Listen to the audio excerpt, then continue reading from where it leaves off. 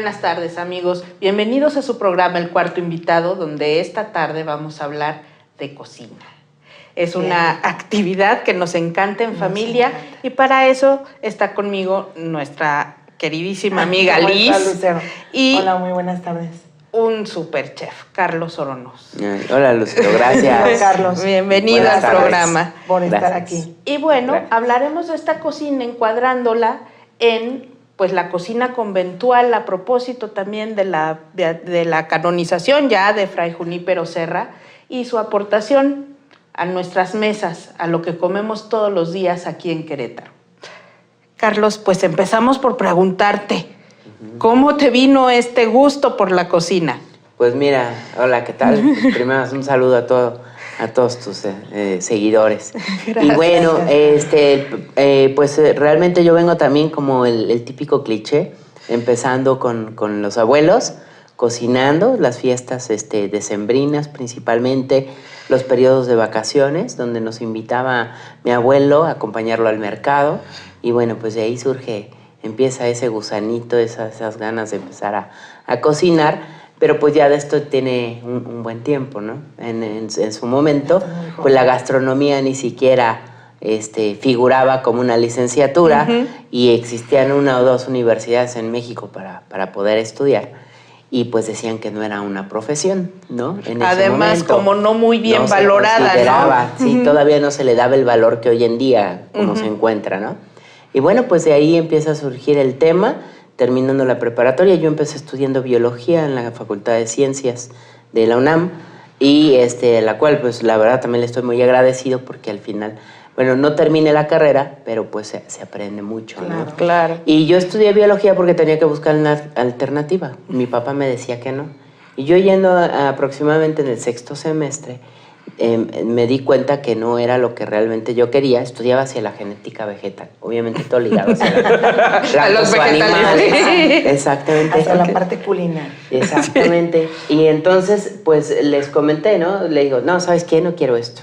Y mi papá me dice, bueno, pues si no quieres eso, tienes que empezar a ahorrar y en el momento que tú me digas que tienes tu boleto de avión, yo te apoyo.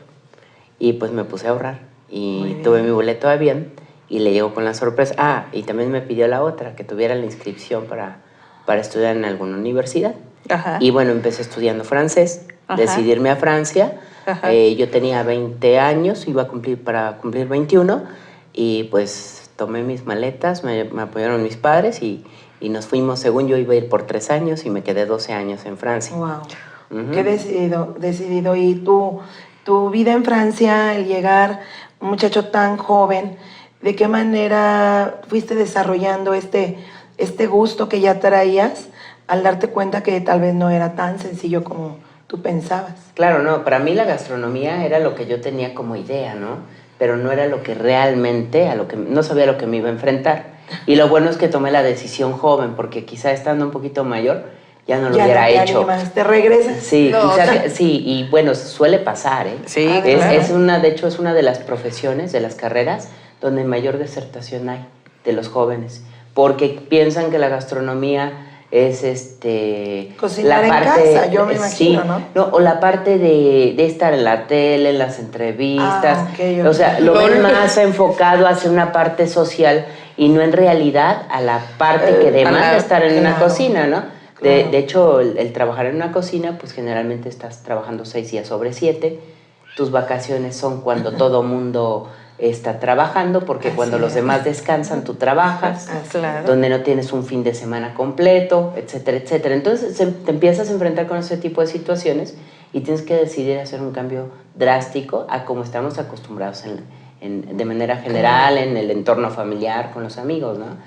Y bueno, pues yo desde el principio siempre fue algo que me llamó la atención, me gustó y me fui con la firme convicción, pero bueno, al principio tenía que estudiar francés, porque si no hablo francés, pues no iba a aprender a cocinar con los franceses. Exacto. Pues sí, ¿no? Hubiera sido un poquito problemático el asunto. Es. Y bueno, ahí yo obtuve mis cursos, estudié en la Sorbona, tuve el título de traductor de francés y ya posteriormente empecé a postular para una escuela que es de altos estudios que se le llama Gregoire Ferrandi. Ahí inicié mis estudios y bueno, pues de ahí soy graduado, ¿no? Tuve una gran opción. Somos solamente 3 mexicanos que hemos estado, somos los graduados de esta universidad. Y pues muy contento, ¿no? De que me hayan recibido y me hayan abierto las puertas. Porque existen otro tipo de opciones dentro de la universidad, pero uno estudia en inglés. Son estudios que se hacen precisamente para los extranjeros que postulan.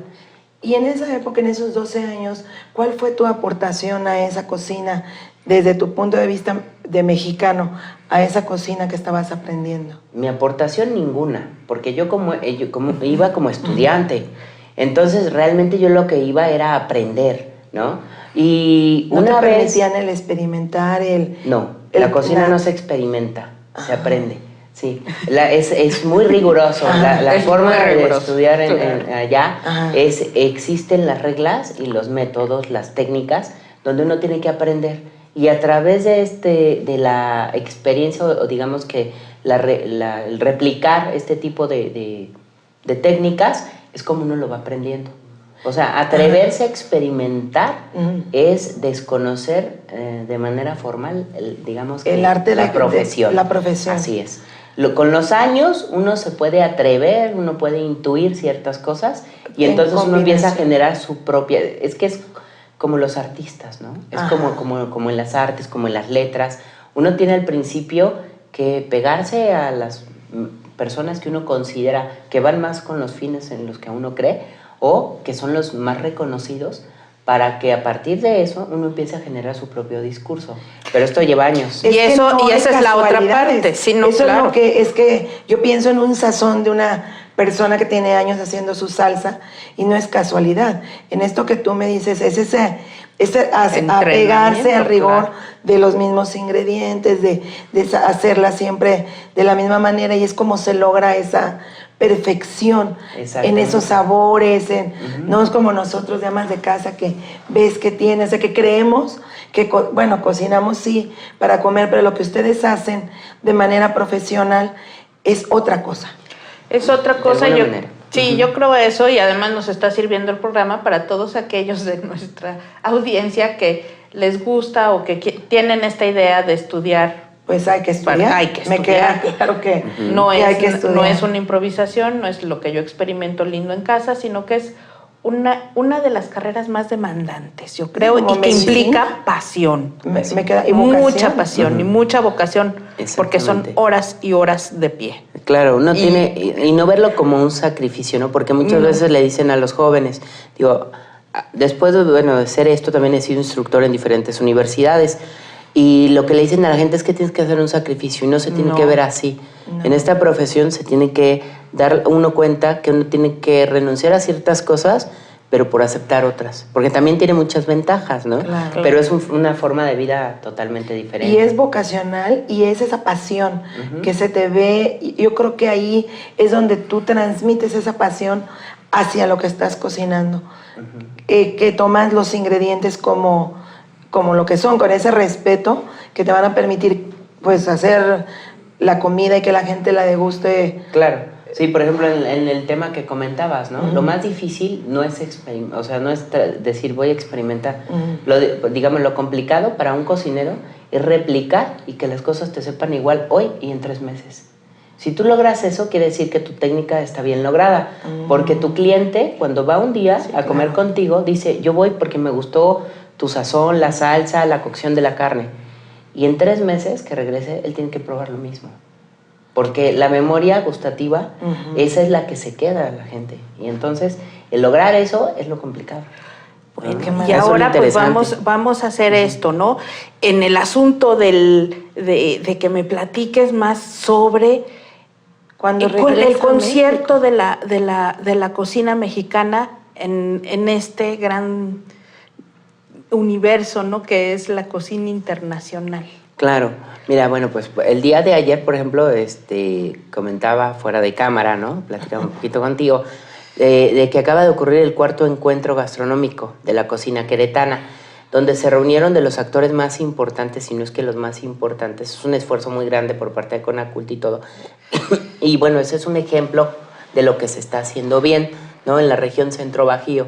Por ejemplo, en este caso, también el presidente hace una semana acaba de mencionar las nuevas reformas que va a haber en apoyo al fomento turístico y restaurantero, ¿no? Donde lo que se espera es que sea un detonador del exterior, ¿no? Para que nos vengan y nos visiten a través de la gastronomía. Que hay muchos temas, muchos discursos todavía en eso que hay que ver de cómo va a ser exactamente. Claro. Pero, porque son muchos actores, ¿no? Cuando hablamos de cocina hay que verlo que no nada más. Al final, por ejemplo, nosotros somos el último eslabón de la cadena. Pero atrás de esto tenemos que pensar desde los productores, desde los ingredientes, de todas las empresas que forman parte de este núcleo para lograr hacerlo, ¿no? Hoy en día ya no nos sorprende mucho, pero el tener, por ejemplo, los productos durante todo el año, todo el tiempo, ya no lo vemos como un caso de asombro, ¿no? Sino que lo vemos mucho más como un tema donde es común, es algo ya ordinario. Pero en realidad, el lograrlo, esto es muy complicado, ¿no? Y bueno, tratar de entender todo este entorno, son actores que nos tienen que permitir lograr hacer una propuesta un poquito más sólida, ¿no? Porque es verdad que nuestra gastronomía es muy importante, pero también es una realidad que hoy en día se está perdiendo. Y parte de nuestro trabajo es también ese, ¿no? Yo estoy muy involucrado ahorita en este tipo de temas, porque la verdad que la memoria histórica que tenemos en nuestro país se está perdiendo a pasos agigantados. Somos extremadamente malinchistas como sociedad, y entonces eso no nos está permitiendo valorar tanto nuestros artesanos como nuestros productores, como la gente del campo, que cada día se encuentran en condiciones más complejas y que no les damos ese valor, ¿no?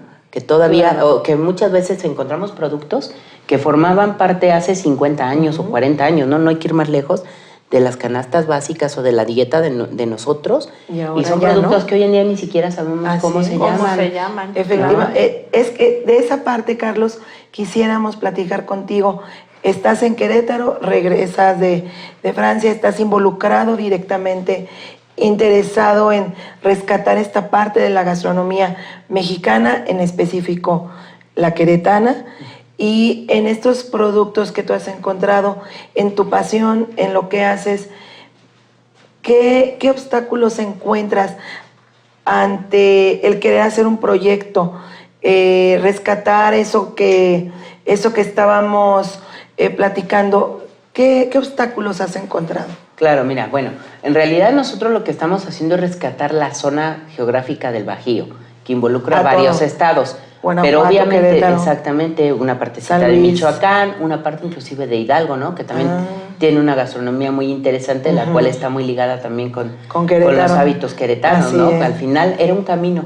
Hay que verlo como geográficamente. Los caminos son los que van determinando, ¿no? Porque a través de esos caminos, pues la gente va viajando, y las tradiciones y todo este tipo de manifestaciones, digamos, culturales o gastronómicas, pues se van dando de un lado hacia otro. Entonces se mezcla, ¿no? Vemos que hay una cierta semejanza.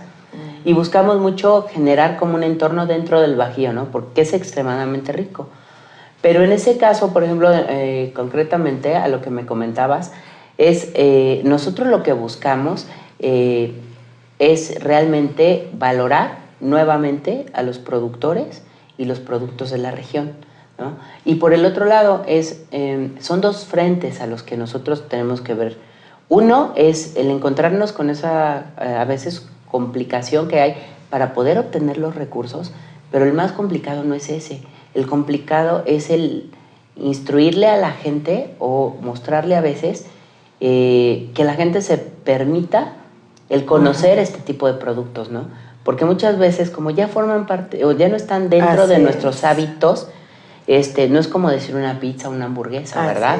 O sea, entonces si tú le hablas a alguien de una salsa de choconostle, pues de plano, ¿no? Porque no sabes qué es no conocemos qué es el choconostle, no conocemos cómo se podría comer, lo veo como una tuna, pero realmente no sé si es dulce o salado. Yo creo que ahí es donde radica la parte medular de lo que tú estás haciendo. Y volver como un poco al origen, ¿no? De esta amalgama cultural con la que nos sentamos todos los días a la mesa, ¿no? También, que es pues esta parte de la cocina española, la conjunción de la cocina española con la cocina indígena. Y que los primeros que empiezan a hacer esto, pues es a través de la cocina conventual. Claro. ¿no? Sí, la cocina como la conocemos como mexicanos, pues surge a través, en gran medida, ¿no? Así es, o sea, es donde se da ese mestizaje y ya posteriormente, bueno, hay todo un desarrollo. Ok, bueno, pues vamos a un corte y regresamos para platicar de Fray Junípero Serra y la cocina conventual. Regresamos.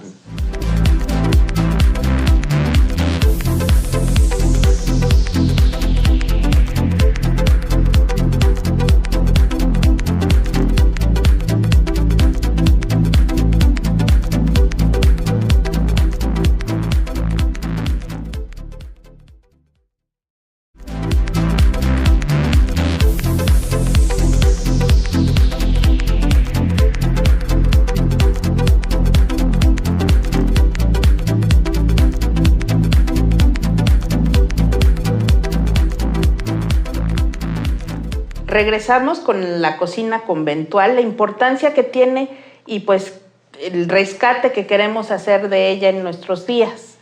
Y bueno, Carlos, si pudieras contarnos esta parte tan importante de la cocina conventual, específicamente en este año de la canonización de Fray Junípero Serra, ¿no? Nuestro gran fraile misionero, evangelizador, era un hombre también, pues era un erudito, que cuando llegó aquí y le decían, no, pues ¿cómo lo vamos a mandar a las misiones y todo eso? Y empezó él como a fundar estas ciudades, ¿no? Alrededor de las misiones incipientes que ya existían. Sí, claro, ¿no? Bueno, en este caso es un personaje importantísimo, digo, no nada más en la gastronomía, sino en muchos aspectos, ¿no? Sociales, culturales. Es un detonador cuando ellos empiezan a llegar y a recorrer toda la Sierra Gorda de Querétaro, y bueno, posteriormente se va a Baja California y sube a California, ¿no? Pero es un detonador porque la aportación de Fray Junípero para nosotros fue interesantísimo, que bueno, realizamos un trabajo al cual estaremos platicando, pero en este caso, el momento en el que él llega, empieza a tecnificar, empieza a enseñarle a la gente técnicas de cultivo, técnicas de ganadería, técnicas para poder manejar el agua, ¿no? Que pudiera ser potable, cómo desarrollar todo este tipo de hacer el sistemas de riego, generar los huertos. Entonces, si te fijas, esto se vuelve una cuestión. Nosotros teníamos milpas, ¿no? Era lo que se manejaba en nuestras zonas, con productos muy específicos, pero los huertos generan una aportación de una cantidad, bueno, inmensa, ¿no? De productos, de variedades, que hacen que precisamente la gastronomía dé un vuelco en México, ¿no? En este caso, hablando muy puntualmente de esta parte de la Sierra Gorda y de la parte inclusive de Querétaro, ¿no? Baja California, como mencionaba, pero las misiones, ¿no? Y en el caso de Fray Junípero, él siempre tuvo una condición social muy apegada, buscando la mejora, ¿no? Las mejorías sociales y del entorno, porque él decía que para poder construir y para poder evangelizar, pues primero la gente tenía que estar bien alimentada, ¿no? Y que tenía que haber condiciones de vida que le permitieran generar este tipo de actos. Entonces es interesantísimo la aportación que él da, ¿no? Hoy en día seguimos bajo este tipo de influencias, ¿no? Claro. De otra forma, pero en su momento pues fue importante y detona la cocina conventual. Oye, y yo quiero ver esto, imagínate lo que sintieron de repente de las posibilidades de un huerto, ver un huerto por primera vez. Claro. Oye, y en este clima, porque estamos hablando de unas condiciones climáticas no tan favorables. La aportación de Fray Junípero, primero de enseñar para que pudieran tener otro tipo de alimentos, claro. Pese a que es un clima seco, pese a que es un clima igual un poco árido por toda la zona que él recorre, se va dando cuenta de que hay muchos climas en la sierra, lo que se puede hacer en uno, lo que se puede hacer en otro, y de qué manera has rescatado tú eso que él vino a sembrar literalmente en aquella parte de la sierra, cómo has rescatado esos ingredientes y cómo lo has llevado a platillos, Carlos. Claro. Bueno, mira, en la parte propia de lo que estuvo haciendo Fray Junípero allá, sí hablamos de un clima semidesértico en una gran parte del territorio de Querétaro, para los las personas que nos escuchan que no conocen el estado, los invitamos a que nos conozcan. Pero la sierra tiene una particularidad que se constituye a partir de microclimas. Y en estos climas encontramos mucha bonancia en toda la parte vegetativa. O sea, hay muchos ríos, se encuentra una buena cantidad de agua. Y generalmente el camino que él iba recorriendo eran esos estrechos. Hay zonas así complicadas, pero son zonas que también tienen muchísima vegetación, muchísima tierra.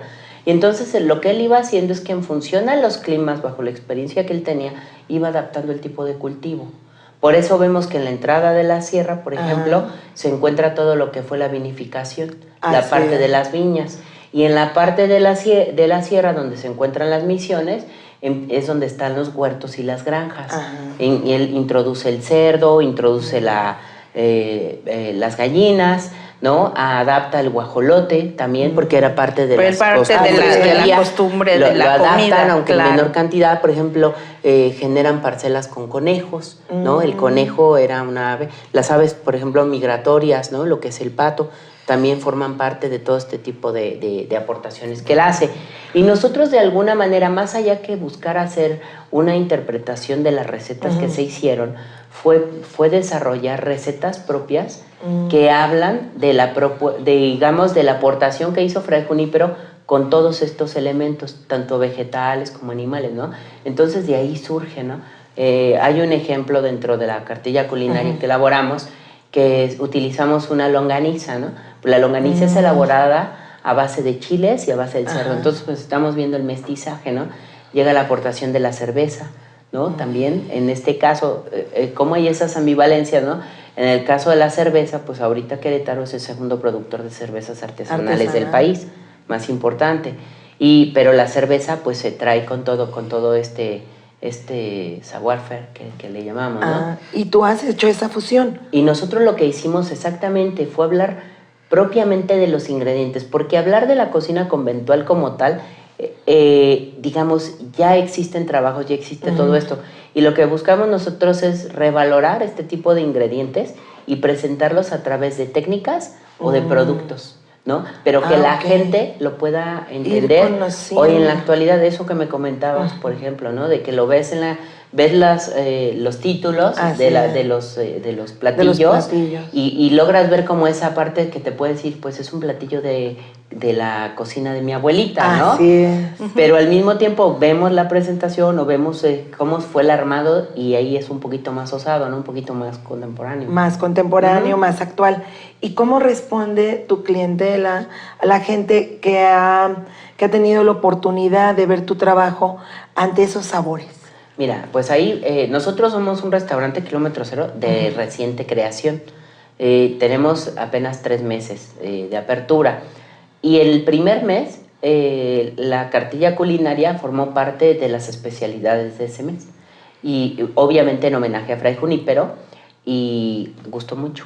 De hecho, hay platillos que no nos han permitido quitar porque han llegado los clientes y nos los vuelven a pedir y dicen, es que no lo quite, póngalo en la carta. Claro. Entonces ya se están quedando algunos de ellos. Y conseguir esos ingredientes de lo que hablábamos, ¿es difícil para ciertos platillos o ya se consiguen todo el año? No, sí es difícil, porque también hay otra línea de trabajo que tenemos. Nos gusta mucho respetar las temporadas. Hoy en día, como platicábamos hace rato, ¿no? Ya nada nos asombra. Y la gente quiere comer todo el año lo mismo, ¿no? Y por ocasiones nos damos oportunidad a comer otras cosas. Algo diferente. Y aquí se trata de respetar también las temporadas. Entonces también enseñarle a la gente de involucrarse, de tener un poquito que darse cuenta que estar enfrente de un platillo es estar enfrente del campo, enfrente de la naturaleza, ¿no?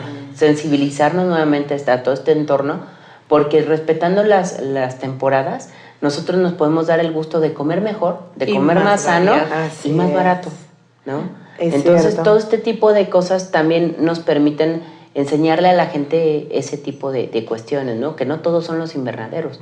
También el campo sigue produciendo. El problema es que somos impacientes, ya todo lo queremos, pues, exactamente, como los medios, ¿no? O sea, todo rápido, ¿no? Rápido. Exacto, como en un Twitter, ¿no? Pero bueno, en esto de la cocina a mí me gusta el cocimiento lento, que es el que produce como esa diferencia. Sí, en definitiva. Y el adaptarnos justo a las estaciones, y más en esta tierra nuestra, donde podemos tener una gran variedad, ¿no? de productos para poderlos comer.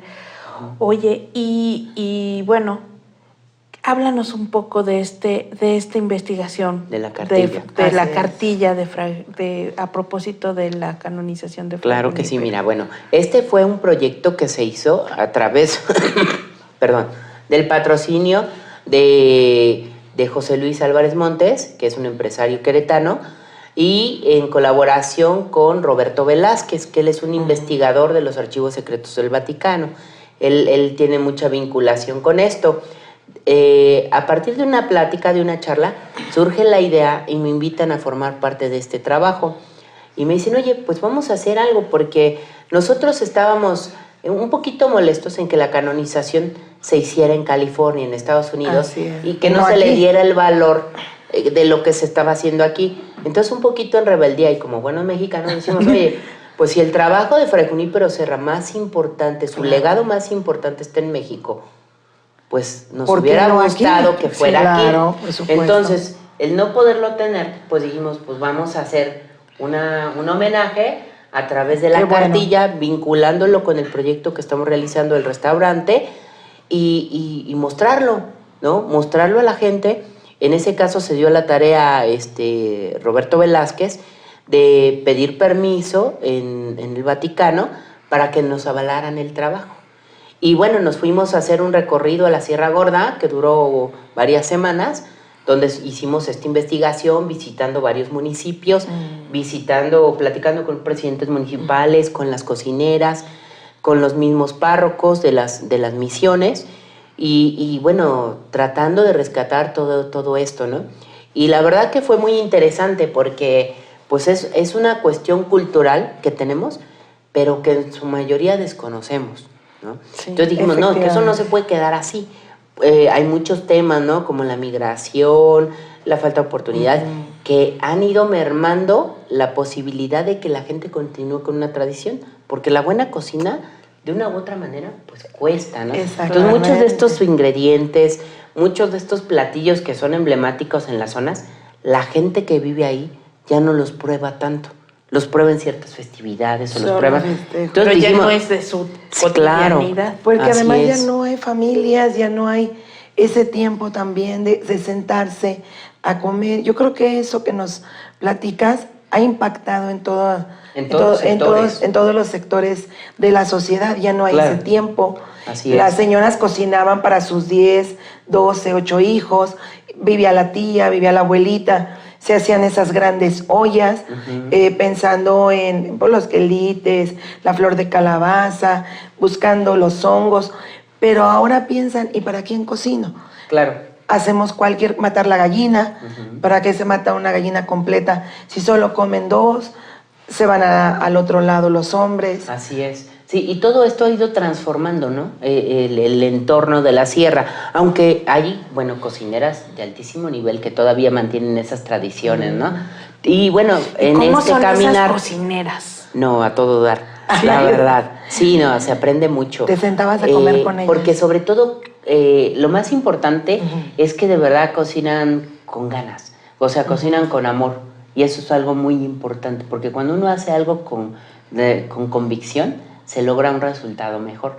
Y en el caso, por ejemplo, propio de las cocineras que trabajan dentro de las misiones para preparar los alimentos de los padres o de las diferentes personas que están dentro de la iglesia, ¿no? Que trabajan, porque también es un entorno, es todo son instituciones muy conformadas, ¿no? Sí. Pues es interesantísimo.